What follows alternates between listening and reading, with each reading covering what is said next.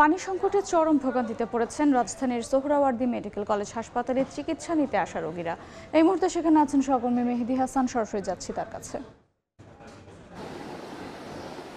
এক বোতল পানি যেন পরিণত হয়েছে সোনার হরিণে। রাজধানীর সোহরাওয়ার্দী হাসপাতালে গত 3 থেকে 4 দিন যাবত এই সমস্যার সম্মুখীন হচ্ছেন এখানে সেবা নিতে আসা সাধারণ রোগীরা। তারা আসলে যেমনটি বলছেন যে কোনো কোনো ওয়ার্ডে আসলে 3 থেকে 4 দিন, কোনো ওয়ার্ডে কিন্তু প্রায় 1 সপ্তাহ যাবত কিন্তু পানি সংকটে রয়েছেন।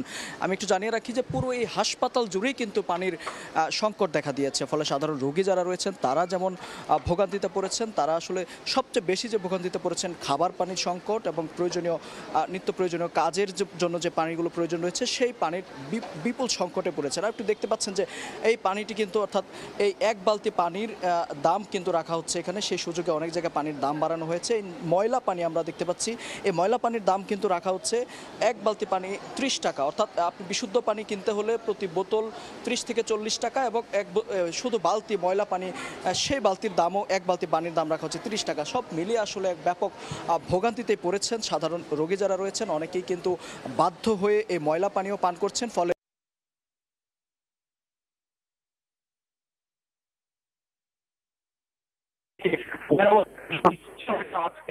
প্রশাসনকে বলা হয়েছে, যদি আমরা তাদের সাথে কথা বলেছি তারা যেমনটি বলছেন যে একমাত্র পাম্প যে সেটি নষ্ট রয়েছিল কিছুদিন যাবত, তবে সেটি মেরামতের কার্যক্রম চলছে। হয়তো আজকের দিনের মধ্যেই এই সংকট সমাধান হবে।